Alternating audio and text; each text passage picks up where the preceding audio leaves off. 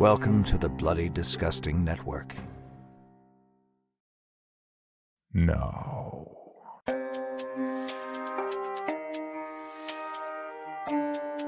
This is Creepy, a podcast dedicated to sharing the most famous, chilling, and disturbing creepypastas and urban legends in the world.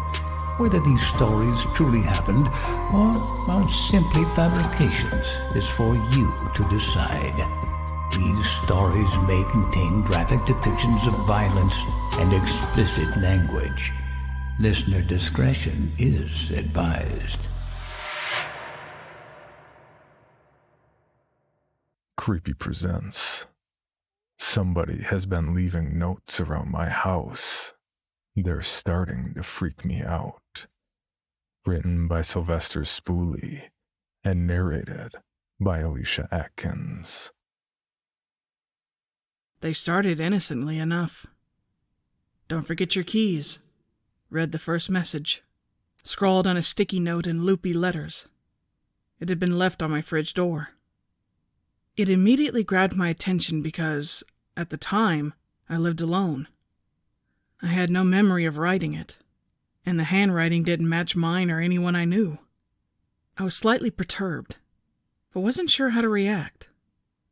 In the end, I just tossed the note and went to work. The second note came a few days later, left on my kitchen counter. The sticky note was pink this time, but still had the same distinctive loopy handwriting. Make sure to pack a lunch today. Again, I was unsettled.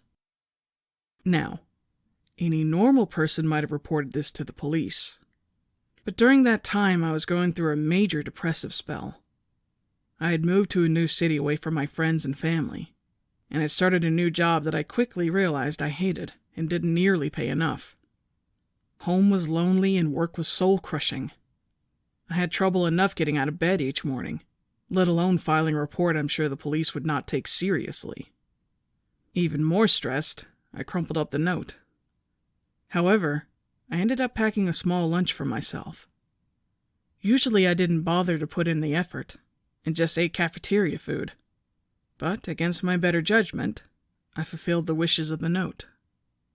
That day the cafeteria was closed. The main cafeteria fridge had broken overnight, and many of the frozen lunches inside had gone bad. Management thought it would be better to shut it down for the day. A feeling of unease settled in my stomach after hearing the news. It was as if the note had predicted it. The notes continued throughout the following weeks. They would typically show up on random days, no more than 3 notes to a day. They were all left in obvious places in my apartment, all on sticky notes and in that unfamiliar loopy handwriting. They began to grow more prophetic. Take I-80 today. There will be a bad accident on your way home. Janet is going to offer you some cookies at the office. Politely decline. They will give you food poisoning. Marie has been on a diet. Compliment her on her weight loss. She'll end up thinking well of you. Of course, I tested the notes to see if they were accurate. Every time I ignored their advice, whatever it warned against came true. One day a note said to pack an umbrella, and I purposely didn't. It was forecasted to be sunny that day, so any normal person wouldn't think to pack one. But sure enough, I got soaked that evening walking to my car. I was incredibly curious about the notes. There were so many questions I had about them, and those unanswered questions kept festering in my head. I tried writing notes back in return and leaving them out, but never got a response. I'd speak out loud and ask questions as if, or in case, the note writer could somehow hear me. But this only made me feel foolish. I'd occasionally make a surprise visit home at odd hours, just to see if I could catch the note writer leaving their notes. Of course, I never caught them.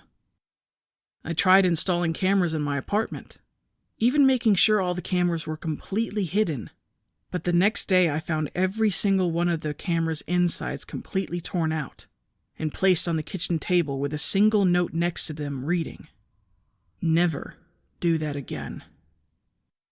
The note stopped coming after that, which made me deeply regretful. I had grown accustomed to the notes. I had begun to rely on them even. They had significantly improved my way of life over the last few months, both mentally, financially, and socially. I had actually started making friends at the office thanks to their advice. And for the first time in my life, I was even a bit popular. My managers, who before the notes didn't pay much interest in me, now valued my presence and would ask my opinion on projects. It was no secret I was on my way to a promotion. Could I still do that without the notes? I also valued the notes as a friend, as weird as that sounds, or more like a guardian angel. Wherever they were from, they were always protecting me. Without them, the future was suddenly unknown, dangerous. Every time some mild annoyance popped up from that point, from bad traffic to stressful work situations and even a minor paper cut, I thought about how this all probably could have been avoided if I still had the notes. The next week, a bright green sticky note appeared on my bathroom mirror. "Don't forget to call Mom today. It's her birthday." I nearly cried. I decided to sack my investigation and just accept things as they were. Slowly, the fog of my depressive spell began to lift, and I could feel myself returning to how I used to be. My confidence rose, and for the first time in a while I felt in equilibrium with my life. I went out, cracked jokes, and even managed to clean up my apartment. I also managed to get a girlfriend somehow. Her name was Amanda. I met her at a pub when I was out with my buddies. The best part of all this is that for some reason, she seemed to actually be into me. She was gorgeous, way out of my league, really, with long auburn hair that reached down her back, with soft brown eyes. Her laugh was lovely, and the lemon-scented perfume she liked to wear was intoxicating. She was the type of girl you could chat with for hours and never run out of things to talk about. The relationship was still new, so I was trying not to plan our whole future together in my head. But she was so lovable, it was hard not to. At some point, I briefly thought about telling her about the notes. I've always wanted to tell someone about it, but never really had anyone to tell up until now. I decided not to, however, afraid she might think I was crazy. There was no point so early in the relationship making her think I was a loon. Plus, I was afraid the notes might stop again. If whoever was leaving them clearly didn't want me looking into them, how would they react if I shared what was happening with somebody? So at the moment, I kept it to myself. Amanda had a hobby of cooking, and had invited me to her house on Saturday for, in her words, the best fucking spaghetti you'll ever eat. I was pumped since this is the first time I would actually visit her house. I was in a good mood that evening as I was getting ready for the date.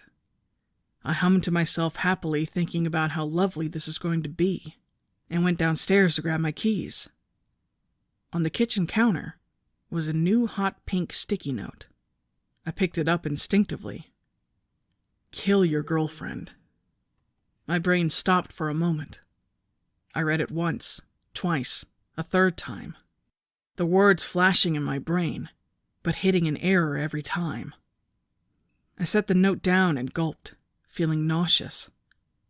Anxiously, I went to my car and started driving. I tried not to think about the note, but the words kept circling in my mind. Kill your girlfriend. The notes have never failed me before, and they were always in my best interest as far as I knew, which was admittedly not much. Maybe they were wrong this time? Maybe it wasn't meant to be taken literally? Kill could be a synonym for break up, right? My mind kept trying to make up poor excuses the whole way there. By the time I arrived, I was a sweaty mess and not a lick calmer. I pulled down my sun visor to check my face, and a bright green sticky note fluttered out. I went cold. The notes had never appeared outside my house before. Hands shaking, I picked up the note and read it. Kill Amanda. Take the gun from your glove box and shoot her. I looked at my glove box wide-eyed.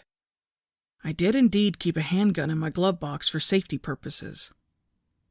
I wanted to puke, to believe this wasn't happening. Again, I ignored the note and walked up to Amanda's house, trying to shake the message from my mind. She answered the door almost immediately after I rang the doorbell. "Hey! What's up?" she said with a bright smile, but when she saw my face, the smile dropped. "You okay, Grace? What's wrong?" she said in concern. "Nothing," I lied, trying to force a smile. "Well, actually, I think I have a bit of a stomach ache." Come in, she said, ushering me in. The inside of her house was cute and homely, and she fretted over me worriedly as she led me over to her kitchen table. She then took my hand and rubbed it to comfort me. "If you're not feeling up to spaghetti, we can always have it another time. Don't worry about it. Do you want any antacids or something?" I smiled. The way she was so concerned for me over a simple stomachache made me fall in love with her all over again. My heart panged with both love and guilt. The aroma of cooked spaghetti was also extremely strong, and even though she said it was fine, I knew it would probably be a bummer for her to pack away all that spaghetti after just making it. "I'm fine, sweetie. I probably have a stomachache because I haven't eaten much today. I was looking forward so much for your spaghetti." Her smile returned again. I always loved how fast she smiled at things. "Well then, Miss Hungry, let me grab you a bowl." She left for the kitchen. I reclined back and sighed, sticking my hands in my pockets. I felt a crinkle of paper. Shit. I pulled the paper out of my right pocket. "Take your chair and bash her head in." I had a hard time controlling my breathing as I stuffed the note back into my right pocket. I also felt paper in my left pocket, and against my mind screaming for me not to, I pulled it out, realizing that it was actually 2 notes crinkled together. Shakily, I unwrinkled the first note. "Do not eat the spaghetti. Drugged." "What's that, Grace?" asked Amanda behind me. I nearly jumped out of my skin. I stuffed the notes back into my left pocket. "Oh, I just, some notes from work I forgot was in my pocket is all," I said in a weird voice. She frowned. Looked like she wanted to say something, but then thought better of it. "Here, baby," she said gently, handing me a bowl of spaghetti. It looked heavenly. I wanted to puke. She sat next to me with her own bowl. She rested her head in her hands and looked at me excitedly, expectingly. I stared at her blankly. "Well, take a bite, silly," she said, gesturing towards my bowl. I'm so sorry. I really need to use your bathroom." I jumped up and started looking for her bathroom. She jumped up after me, looking confused. "Grace? What's wrong? You've been acting weird." When I found the right door, I went in and locked the door behind me. She kept knocking and knocking. "Grace? Seriously, what's wrong with you? Is the stomachache that bad? Talk to me, Grace, please." I backed up and against the bathroom wall, then sank down to the floor. I pulled out the 2 notes from my left pocket again, this time reading the second note. My heart sank. She is not Amanda. Creepy presents The Fires That Consume Us, written by no one of consequence, and narrated by J.V. Hampton Van Sant. The 1980s brought the darkest days I have ever seen. But before the darkness, I experienced true happiness.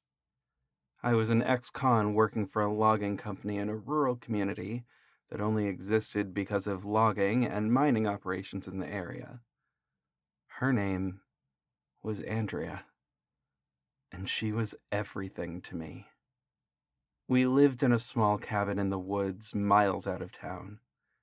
It was peaceful, our own slice of heaven.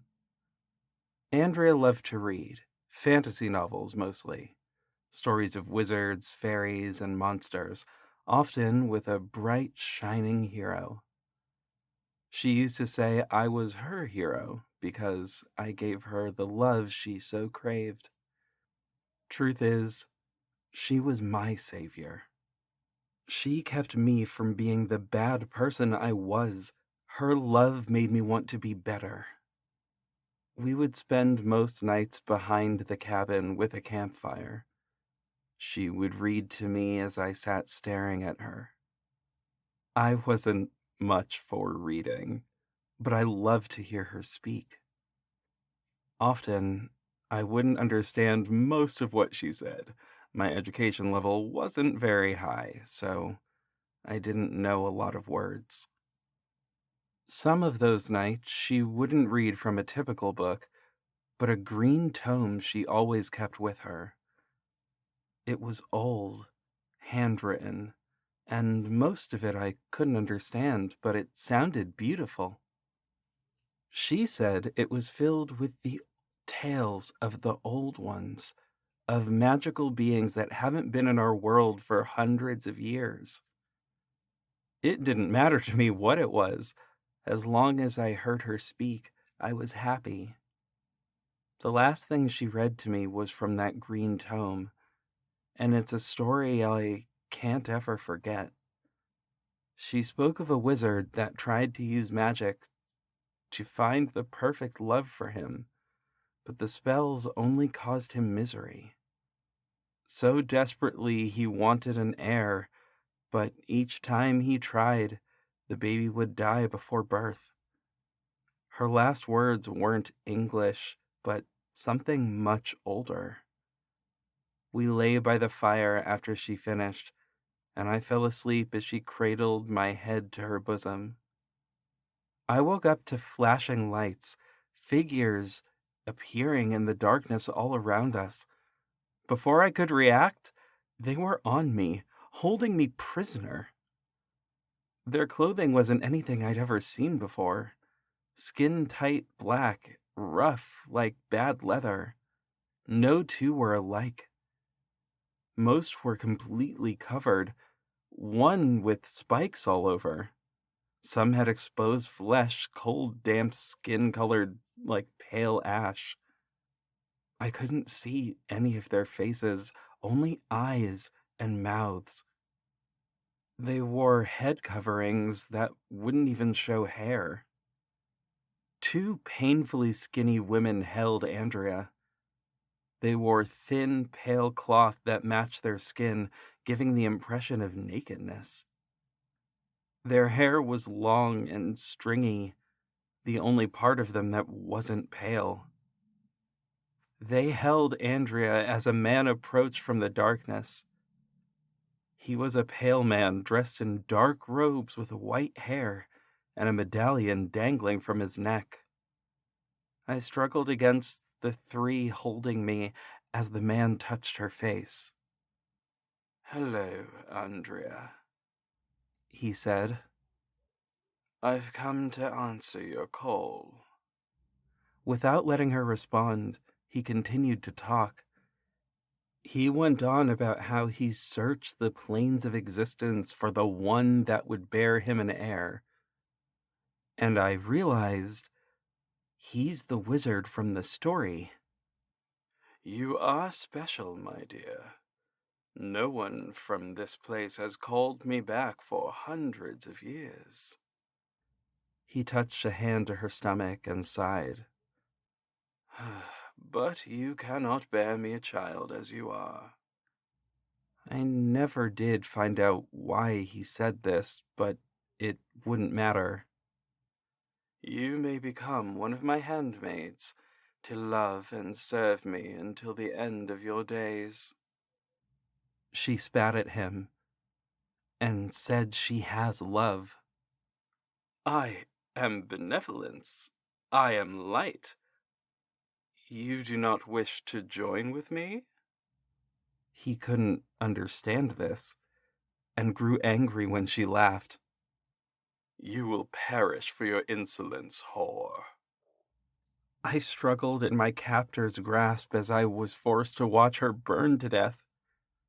The thin women held her by her hands and feet as she struggled over the fire. Through her screams, I was given permission to become who I once was, so I wouldn't suffer the same fate as her. Once her struggles stopped, the three holding me tied me to the nearest tree with barbed wire. The wizard looked down at me. "I have taken from you, and the rage inside will only grow stronger. It will take 7 days for us to leave this place. If you can track us after you bury your whore, we shall see if you are fit to become one of my warriors." The wizard and his troop disappear into the trees. They hadn't tied me very tight, but by the time I freed myself, there wasn't much left of Andrea.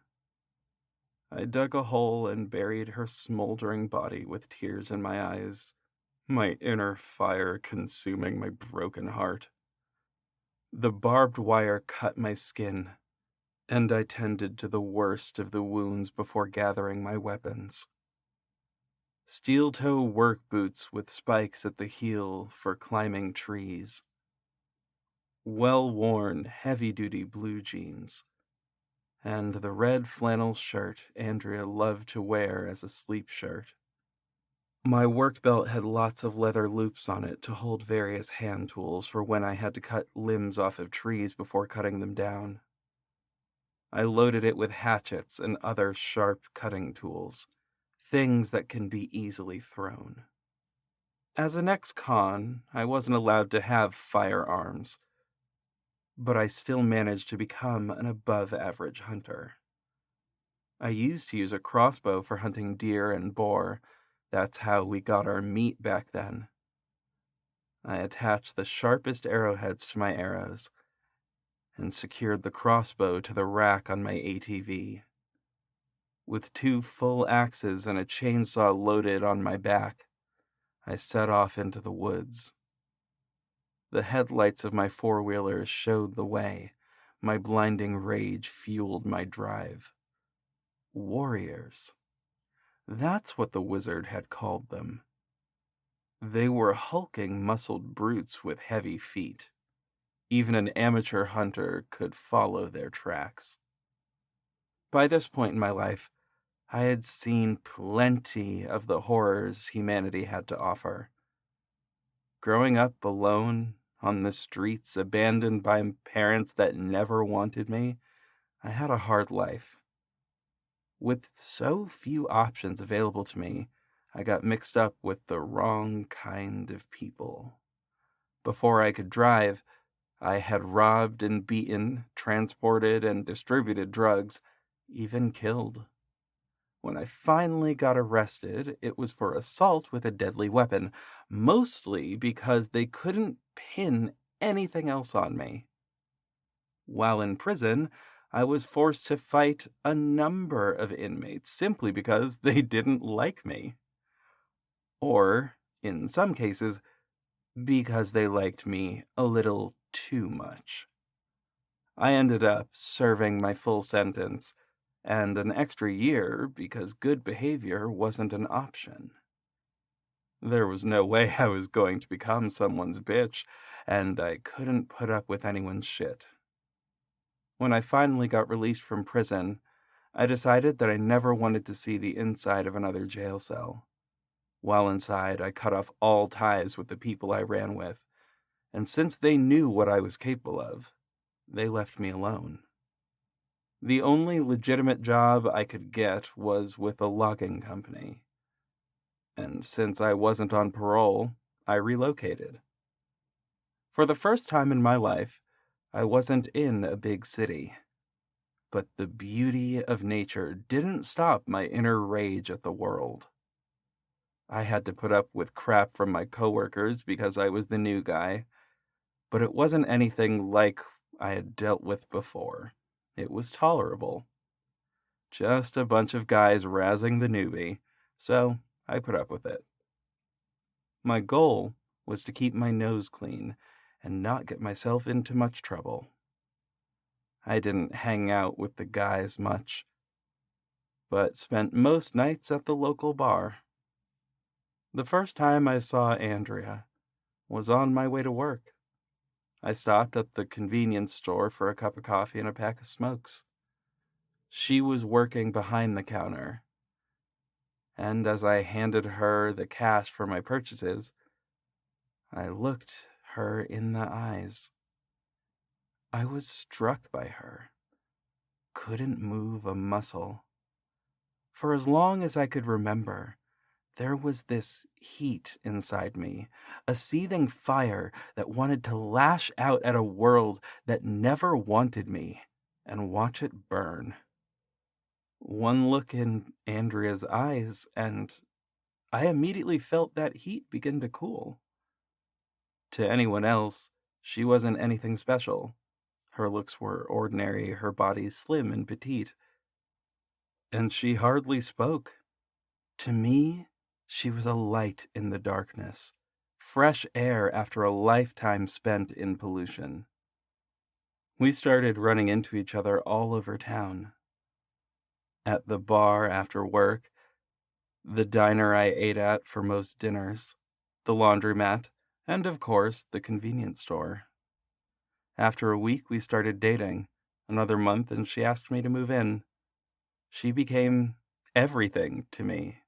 The very reason to live. For 11 months, I was a new person. Then the wizard came. All of this flashed through my mind as I rode my four-wheeler into the forest. The heat inside had been gone for a long time, but at that point, it was burning hotter than ever. They poured gasoline on the fire, and I was determined to make them burn for it. It only took a few hours for me to catch up to them. I don't think the wizard knew about motorized vehicles, so he didn't figure on me catching up so soon. That's the only reason why I can imagine he would tell me they would be gone in 7 days. They weren't being discreet or quiet. I could see the fires of their camp through the trees long before they could hear my engine. I turned it off, put it in neutral, and pushed the rest of the way. I found myself at the tree line of a logging camp. Not the one I worked at, but there were a few in the area. The camp was empty for a long weekend, some federal holiday that even my company gave us off. I counted 6 warriors, the 2 handmaids, and the wizard himself. The warriors were messing about with things in the camp. Mostly the handheld equipment like axes, chainsaws, saws. One of them even managed to figure out how to make a chainsaw work. The biggest of them, the one that has his chest and stomach exposed, uses an axe to chop a thick log clean through in one swipe. As for the wizard, he was next to a bonfire getting serviced by his handmaidens. My fire burns hotter thinking he had wanted my Andrea for the exact same thing. While coming up with a plan of attack, I recalled something in the story Andrea read. The wizard's magic was very powerful. He could cause the ground to shake and swallow a city whole.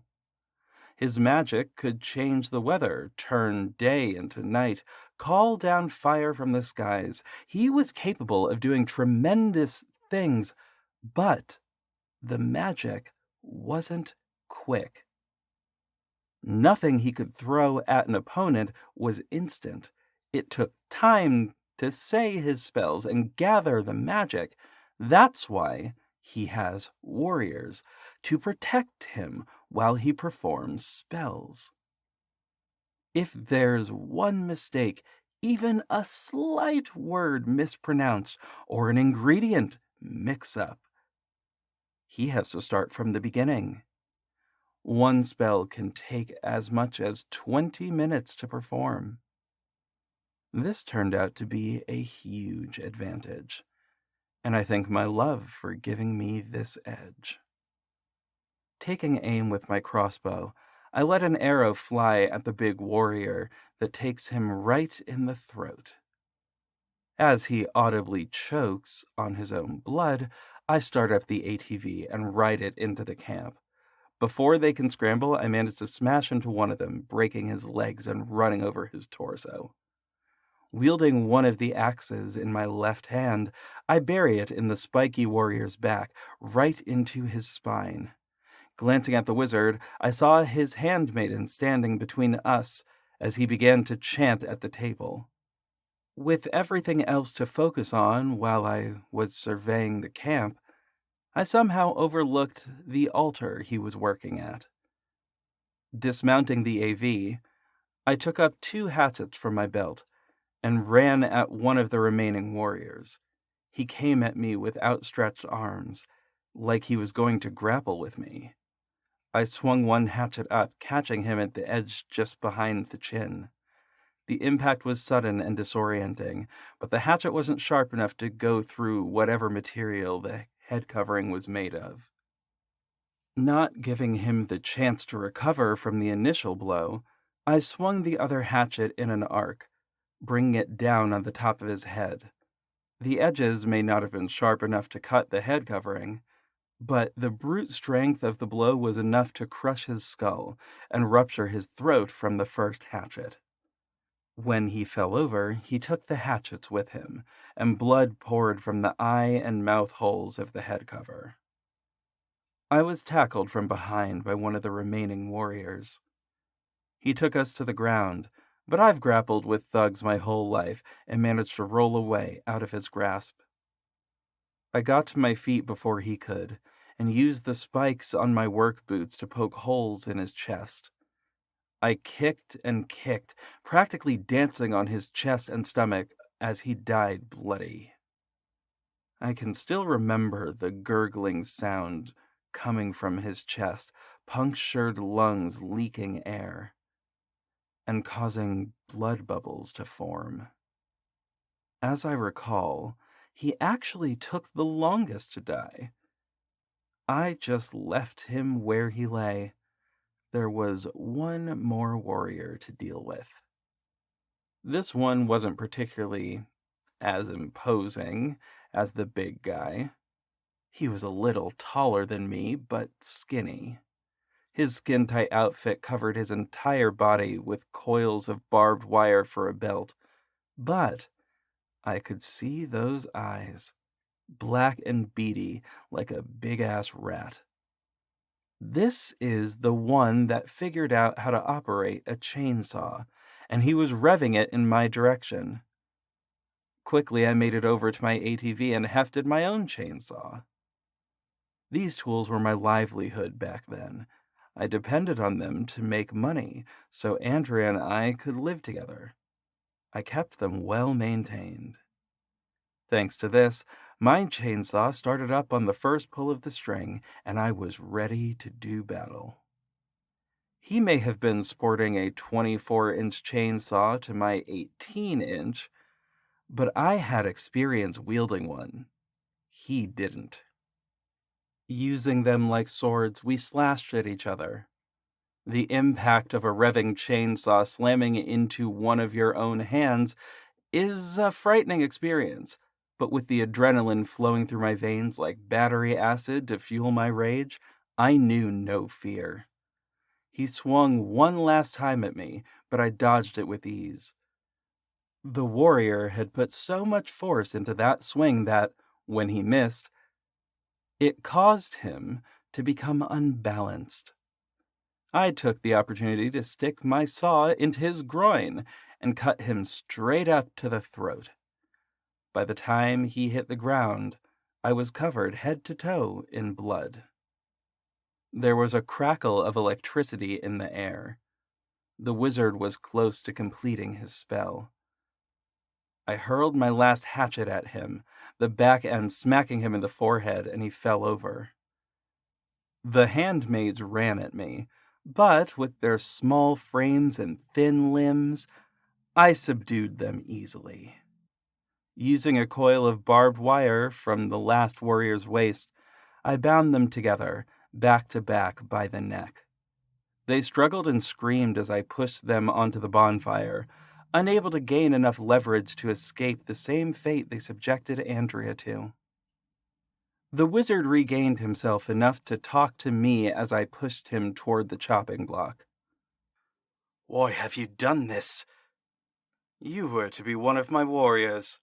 You—" He lost his voice as I grabbed his cock and cut it off with a knife. He screamed at the unimaginable pain, but at that point, I had grown tired of screams. Shoving his own cock down his throat, I put his head on the block and used my last axe to decapitate him. I retrieved all of my gear, doused the camp in gasoline, and burned it to ash. I kept the medallion and the wizard's head, which I put on a pike next to the fire pit at home. It took me years to learn how to read the green tome, but I managed it. I spent the remainder of the 80s summoning everything those pages could bring into my world. Each time, I would hunt whatever came, kill it, and put its head on a pike around my fire pit. At least, I did if it had a head. Otherwise, I used an appendage of some kind, but those are tales for another time. Still, I will never forget the woman that quelled my fire, but for a little while.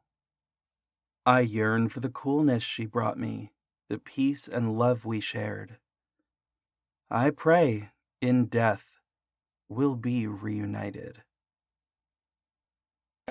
For more information on this podcast, including how to submit your own story for consideration, please visit creepypod.com.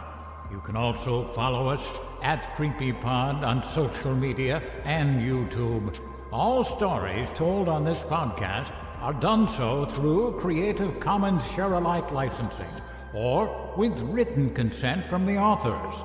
No portion of this podcast may be rebroadcast or otherwise distributed without the express written consent of the Creepy Podcast production team and the story's author.